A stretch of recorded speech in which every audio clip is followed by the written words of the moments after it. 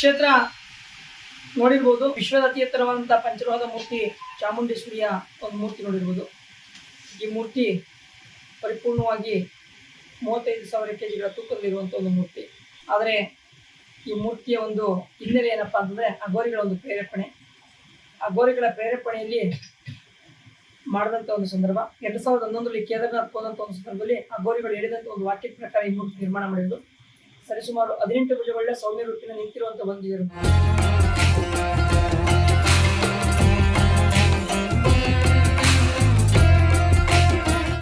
18 ಶಕ್ತಿ ಪೀಠಗಳ, ಯಾಕೆಂದ್ರೆ ಕ್ಷೇತ್ರದ ಒಂದು ಎನರ್ಜಿ ಪವರ್ ಅಂದ್ರೆ ಈಗ ಅರ್ಥ ಮಾಡ್ಕೋಬೇಕು. 18 ಶಕ್ತಿ ಪೀಠಗಳು ನಮಗೆ ದೇವಿ ಪುರಾಣದಲ್ಲಿ 18 ಶಕ್ತಿ ಪೀಠಗಳಿವೆ. 18 ಶಕ್ತಿ ಪೀಠಗಳ ಹೋಗಿ ನಾವು ನೋಡ್ಕೊ ಬಂದಂತ ಭಾಗ್ಯ ಸೌಭಾಗ್ಯ ಏನ್ ಸಿಗ್ತದೆ, ಆ ಭಾಗ್ಯ ಸೌಭಾಗ್ಯ ಇಲ್ಲೇ ಸಿಗ್ತದೆ. ಆ ಎನರ್ಜಿ ಪವರ್ ಇಲ್ಲಿ ದೊರಕ್ತದೆ ಅನ್ನುವಂಥದ್ದು ಅವ್ರು ಹೇಳಿದಂತ ಒಂದು ವಾಕ್ಯ. ಯಾಕೆ ಒಂದೊಂದು ಕೈ, ಅದು ಆ ಉದ್ದೇಶಕ್ಕೋಸ್ಕರ ಒಂದೊಂದು ಕೈ ಒಂದೊಂದು ಶಕ್ತಿ ಪೀಠವ ಸೂಚನೆ ಮಾಡುವಂಥದ್ದು. ಅದಕ್ಕೆ 18 ಶಕ್ತಿ ಪೀಠಗಳ 18 ಕೈಗಳಿಂದ ಕೂಡಿದಂತ ಒಂದು ಸೌಮ್ಯ ರೂಪಿನ ನಿಂತಿರೋ ಬಂದಿರುವಂತ ಒಂದು ತಾಯಿ.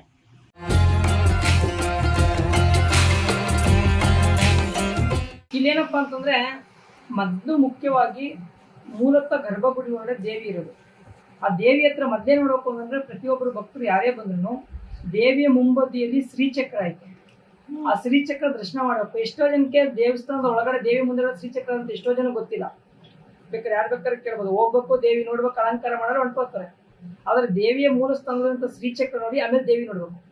ಅದಾದಂತ ತದನಂತರ ವಿಶ್ವದ ಅತಿ ಎತ್ತರವಾದಂತ ಪಂಚಲೋಹದ ಮೂರ್ತಿ ನೋಡೋದಕ್ಕೆ ಹೋಗ್ಬೇಕು.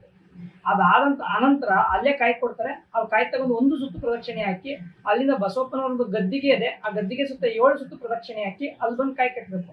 ಅದ್ ಕಾಯಿ ಕಟ್ಬಿಟ್ಟು ಹೋಗಿ ನಾವೇನು ಇವಾಗ ಇರುವಂತ ಕ್ಷೇತ್ರ ಪರಕ ಬಸವಪ್ಪ ಇದ್ರೆ ಅವ್ರ ಹತ್ರ ಹೋಗಿ ಅವ್ರ ಏನ್ ಸಂಕಲ್ಪದ ಆ ಕೆಲಸ ಆಗ್ತದೋ ಆಗಲ್ವ ಅಂತ ಅಂದ್ಬಿಟ್ಟು ಅವ್ರು ಕೇಳ್ಕೊಳ್ಳುವಂತ ಒಂದು ಸಂದರ್ಭ ಇರುವಂಥದ್ದು. ಒಂದು ತಿಂಗಳಲ್ಲಿ ಕಮ್ಮಿ ಅಂದ್ರೂ 4-5 ಜನ ಅಘೋರಿಗಳು ಶ್ರೀ ಕ್ಷೇತ್ರಕ್ಕೆ ಭೇಟಿ ಕೊಡ್ತಾರೆ. ನಾವ್ ಯಾರನ್ನೂ ಇನ್ವೈಟ್ ಮಾಡಲ್ಲ.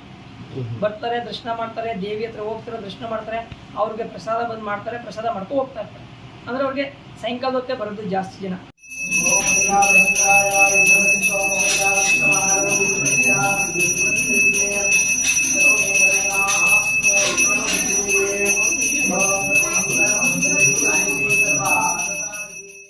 ಈ ಕ್ಷೇತ್ರದಲ್ಲಿ ಪ್ರತಿ ಮಂಗಳವಾರ, ಶುಕ್ರವಾರ, ಭಾನುವಾರ, ಅಮಾವಾಸ್ಯೆ, ಪೌರ್ಣಮಿ ಎಂದು ವಿಶೇಷ ಪೂಜೆಗಳಿರ್ತದೆ. ಅಂದ್ರೆ ಆ ದಿನ ದೇವಿಗೆ ಒಂದು ಮಹಾ ನೈವೇದ್ಯ ಅಂತ ಕೊಡ್ತಾರೆ. ಮತ್ತೆ ಬಸವಪ್ಪನವರ ಒಂದು ಪಾದ ಪೂಜೆ ಇರುವಂತ ಸಂದರ್ಭ ಅವತ್ತೆ. ಒಂದೇ ಬಸವಪ್ಪನವರ ಒಂದು ದಾಟಿಸುವಂತ ಸಂದರ್ಭ ಇರುತ್ತೆ. ಮತ್ತೆ ಪ್ರತಿ ಭಾನುವಾರ, ಅಮಾವಾಸ್ಯೆ, ಹುಣ್ಣಿಮೆ ಎಂದು ಶ್ರೀ ಕ್ಷೇತ್ರದಲ್ಲಿ ತೀರ್ಥಸ್ಥಾನ ಅಂತ ಮಾಡ್ತಾರೆ. ಅಂದ್ರೆ ಬಸವಪ್ಪನವರ ಮೂಲ ಗದ್ದಿಗೆಯ ಮೇಲಿಂದ ನಿಂತಿರುವಂತ ಬಸವಪ್ಪನವರ ಹಣೆಯ ಮೇಲಿಂದ ಯಾವುದೇ ರೋಗ ರುಜಿನಗಳಿದ್ರು ಅವ್ರಿಗೆ ಕುಂಡಿಸಿ ಬಸವಪ್ಪನ ಮುಂದೆಗಡೆ ಕುಂಡಿಸಿ ನೀರು ಹಾಕುವಂಥದ್ದು, ತೀರ್ಥಸ್ಥಾನ ಮಾಡಿಸುವಂಥದ್ದು. ಅದು ಭಾನುವಾರ ಮತ್ತೆ ಅಮಾವಾಸ್ಯೆ, ಹುಣ್ಣಿಮೆ ನಡೆಯುವುದು. ಮತ್ತೆ ಈ ಕ್ಷೇತ್ರದಲ್ಲಿ ಬಹಳ ಇನ್ನೊಂದು ಮುಖ್ಯವಾಗಿ ಏನಪ್ಪಾ ಅಂದ್ರೆ ರಾಮ ಸೇತುವೆ ಕಲ್ಲಿರುವಂಥದ್ದು. ಅದ್ ನೋಡಿರ್ಬೋದು. ರಾಮ ಸೇತುವೆ ಕಲ್ಲು ಪ್ರತಿಯೊಬ್ಬರೂ ಆ ಕಲ್ಲಿನ ಉದ್ದೇಶ ಏನಪ್ಪಾ ಅಂತಂದ್ರೆ ಏನು ಶ್ರೀರಾಮಚಂದ್ರ ಲಂಕಾಪಟ್ಟಣಕ್ಕೆ ಹೋಗ್ಬೇಕಾದ್ರೆ ರಾಮ ಸೇತುವೆ ಕಟ್ಟಿದಂತ ಒಂದು ಸಂದರ್ಭದಲ್ಲಿ ಆಂಜನೇಯನ ಮತ್ತೆ ಕಪಿಶೇನ ಕಟ್ಟಿದ ಸಂದರ್ಭ ಆ ಕಲ್ಲು ಅಂತ ಹೇಳುವಂತ ಸಂದರ್ಭ. ಆ ಕಲ್ಲು ಶ್ರೀ ಕ್ಷೇತ್ರದಲ್ಲಿ ಆಂಜನೇಯ ದೇವಿಯ ಒಂದು ಹಿಂಬದಿಲಿ ಇರುವಂತದ್ದು. ಆ ಕಲ್ಲ ಪ್ರತಿಯೊಬ್ಬರು ಭಕ್ತರು ಬಂದು ಏನ್ ಮಾಡ್ತಾರೆ ಅಂದ್ರೆ ತಮ್ಮ ಇಷ್ಟಾರ್ಥ ಕೋರಿಕೆಗಳನ್ನು ಸಿದ್ಧಿ ಆಗ್ಬೇಕಾದ್ರೆ ತಮ್ಗೆ ಏನಾರ ಒಂದು ಸಮಸ್ಯೆಗಳಿದ್ರೆ ತಲೆ ಮೇಲೆ ಹೊತ್ಕೊಳ್ಳೋದು. ಅದೇನಪ್ಪಾ ಅಂದ್ರೆ ಆ ಕಲ್ಲ ಎತ್ಬೇಕಾದ್ರೆ ಯಾರು ಬಂದು ಅವ್ರ ಇವ್ರು ಎತ್ಕೊಳ್ಳೋದಿಲ್ಲ. ಅವರೇ ಎತ್ತಿ, ಅವರೇ ಮುಟ್ಟಿ, ಅವರೇ ನಮಸ್ಕಾರ ಮಾಡ್ಕೊಳ್ಳೋದು. ಯಾಕಪ್ಪ ಅಂತಂದ್ರೆ ಕಲಿಯುಗದಲ್ಲಿ ಬ್ರಹ್ಮ ಆಂಜನೇಯ ಅಂದ್ರೆ ಪ್ರತಿಯೊಬ್ಬರಿಗೂ ಬ್ರಹ್ಮನ ಹಣೆ ಬರಬಾರ್ದು ಅಂತಂದ್ರೆ ಮತ್ತೆ ಆಂಜನೇಯನ ಆಶೀರ್ವಾದ ಸಿಕ್ಕರೆ ಪ್ರತಿಯೊಬ್ಬರಿಗೂ ಜೀವನದ ಶೈಲಿ ಬದಲಾವಣೆ ಆಗ್ತದೆ ಒಂದು ಉದ್ದೇಶ. ಆದ್ರಿಂದ ಇವಾಗ ಮಲಗಿರ್ಬೇಕಾದ್ರೆ ದಾಟ್ಬೇಕಾದ್ರೆ ಏನಪ್ಪಾ ಅಂತಂದ್ರೆ ಅವ್ರ ಕೆಲಸ ಆಗ್ತದೆ ಅಂತ ಏನಾರ ಅಂದ್ರೆ ದಾಟ್ಕ ಹೋಗುವಂತ ಸಂದರ್ಭ. ಅದ್ರಲ್ಲಿ ದಾಟ್ಕ ಹೋದ್ರೆ ಹೆಂಗ್ ನಡೀತದೆ ಅಂತಂದ್ರೆ ಎಡಗಾಲು ಬಲಗಾಲು ಅನ್ನೋ ಎರಡೈತೆ. ಒಬ್ಬೊಬ್ರಿಗೆ ದಾಟಲ್ತಿ ಏಳ್ಸ್ಬಿಡ್ತೈತದೆ. ಆಯ್ತಾ ಅಂದ್ರೆ ನಿನ್ ಕೆಲಸ ಆಗಲ್ಲ ಹೋಗು ಅಂತ. ಎಡಗಾಲಿಂದ ದಾಟಿದ್ರೆ ನಿನ್ ಕೆಲಸ ನಿಧಾನ ಆಗ್ತದೆ ಅಂದ್ರೆ ಬಲಗಾಲಿಂದ ದಾಟಿದ್ರೆ ನಿನ್ಗೆ ಬೇಗ ಆಗ್ತದೆ ಅನ್ನೋ ಒಂದು ಸಂದರ್ಭ. ನಾವು ಅದು ಕುರ್ತಿಟ್ಕೋಬೇಕು. ನಾನು ಎಲ್ರು ಮಲಗ್ತಾವನಿ, ನಾನು ಮಲಗ್ತೀನಿ, ನಾನು ಆ ದಾಟಿಸ್ಕೋಬೇಕು ಅನ್ನೋ ನಮ್ಮ ಜನಗಳು. ಅದು ಒಂದು. ಮತ್ತೆ ಪಾದ ಕೇಳುವಂತ ಸಂದರ್ಭ. ಪಾದ ಕೇಳ್ಬೇಕಾದ್ರೆ ಮಾಡಿದ್ರೆ ಒಳ್ಳೇದಾಗ್ಬೇಕು ಅಂತಂದ್ರೆ ಮಾತ್ರ ಬಲಗಾಲ್ ಕೊಡ್ತದೆ. ಆ ಬಲಗಾಲ್ ಕೊಡುವಂತ ಉದ್ದೇಶ ಏನಪ್ಪಾ ಅಂತಂದ್ರೆ ಬೇಗ ಆದ್ರೆ ಬೇಗ ಕೊಡ್ತದೆ, ನಿಧಾನ ಆದ್ರೆ ಸ್ವಲ್ಪ ನಿಧಾನ ಮಾಡಿದ್ರೆ ಕೆಲಸ ನಿನ್ಗೆ ಪರ್ಫೆಕ್ಟ್ ಆಗಿ ಸಕ್ಸಸ್ ಆಗ್ಲೇಬೇಕು. ನೀನು ಅನ್ಕೊಂಡಂತ ಕೆಲಸ ಆದಿ ಆಯ್ತದೆ ಅಂತಂದ್ರೆ ಕಾಲ ಭದ್ರ ಗಮಕಿ ಇಟ್ಕೊಂಡಿರ್ತದೆ, ಪೂರ್ತಿ ಭಾರ ಬಿಡ್ತದೆ, ತೂಕ ಬಿಟ್ಬಿಡ್ತದೆ. ಆ ತೂಕ ಬಿಟ್ಟಾಗ ತುಂಬಾ ನೋವಾಗ್ತದೆ. ಆ ನೋವಾದ್ರೂ ನಿನ್ ಕೆಲಸ ಅಷ್ಟು ಬೇಗ ಆಗ್ತದೆ ಅನ್ನೋ ಒಂದು ಸಂದರ್ಭ. ಇವಾಗ ನಿನ್ ಕೆಲಸನೇ ಆಗಲ್ಲ, ನನ್ನ ಕೈಲಿ ಆಗದೇ ಇಲ್ಲ, ಹೋಗು ಅನ್ನಂಗಿದ್ರೆ ಪಾದ ಎಬ್ಬಿಸ್ ಕಳಿಸ್ತದೆ. ನಾವು ಬೆಂಗಳೂರಿಂದ ಬಂದಿರೋದು, RR ನಗರ. ನಾವು ಸುಮಾರು ಇಲ್ಲಿ ಒಂದು 12 ವರ್ಷದಿಂದ ಬರ್ತಾ ಇರೋದು. ಫಸ್ಟ್ ಅಮ್ಮ ಇಲ್ಲಿ ನೆಲೆಸಿರೋದ್ಕಿಂತ ಮುಂಚೆಯಿಂದನೂ ಅಲ್ಲಿ ಹಿಂದೆ ಗರ್ಭಗುಡಿ ಇತ್ತು, ಅಲ್ಲಿಂದಾನು ಬರ್ತಾ ಇರೋದು. ಫಸ್ಟ್ ಇಷ್ಟು ದೊಡ್ಡದಾಗಿರಿಲ್ಲ, ಈಗ ಸುಮಾರು ಈಗ ಒಂದ್ 8 ವರ್ಷದಿಂದ ಫುಲ್ ಫೇಮಸ್ ಆಗಿರೋದು. ಆಗ ಒಂದು ಬಸಪ್ಪ ಇತ್ತು, ನಾವೇನೇ ಕೇಳ್ಕೊಂಡ್ರು ತುಂಬಾ ಒಳ್ಳೇದಾಗಿದೆ. ಫಸ್ಟ್ ನಾವು ಒಂದು ಅಂಗಡಿ ಇಡ್ಬೇಕು ಅಂತ ಅನ್ಕೊಂಡಿದ್ವಿ, ಅದು ಸಕ್ಸಸ್ ಆಯ್ತು. ನೆಕ್ಸ್ಟ್ ಒಂದು ಮನೆ ತಗೋಬೇಕಂತ ಅನ್ಕೊಂಡ್ವಿ, ಆ ಮನೆ ಸಕ್ಸಸ್ ಆಯ್ತು. ಮತ್ತೆ ಆಮೇಲೆ ಒಂದು ಮಗು ಆಗ್ಬೇಕು ಅಂತ ಅನ್ಕೊಂಡ್ವಿ, ನೆಕ್ಸ್ಟ್ ಆ ಇಯರ್ಗೆ ಮಗು ಆಯ್ತು. ನೆಕ್ಸ್ಟ್ ಒಂದು ಹೆಣ್ಮಗು ಬೇಕು ಅಂತ ಬೇಡ್ಕೊಂಡು ಹೋದ್ವಿ, ಅದು ಸಕ್ಸಸ್ ಆಗಿದೆ. ಮತ್ತೆ ಒಂದು ಅಂಗಡಿ ಇಡ್ಬೇಕಂದ್ವಿ, ಈಗ 2 ಅಂಗಡಿ ಮಾಡ್ಕೊಂಡಿದೀವಿ, ತರಕಾರಿ ಮತ್ತೆ ಫ್ರೂಟ್ ಅಂಗಡಿ. ಅಮ್ಮನ ಬೈಯಲ್ಲೇ 20 ವರ್ಷದಿಂದಾನು ಬರ್ತಾ ಇದೀವಿ. ನಮ್ಮನ್ನ ಕಾಪಾಡವ್ರೆ ಈ ತಾಯಿ, ನಮ್ಗದರಲ್ಲಿ ಅನುಮಾನವೇ ಇಲ್ಲ. ಹುಡುಗರಿಗೆ ಕೆಲಸ ಇರ್ಲಿಲ್ಲ, ನಮ್ಮ ಮನೆಯಲ್ಲೆಲ್ಲ ಕಾಯಿಲೆ ಕಸಾಲು ಎಲ್ಲ ಸರಿಯಾಗಿದೆ ಇವಾಗ. ನಾನು ಸುಜಾತ ಅಂತ, ನಾನು ಬಾನಸವಾಡಿಯಿಂದ ಬಂದಿದ್ದೀನಿ.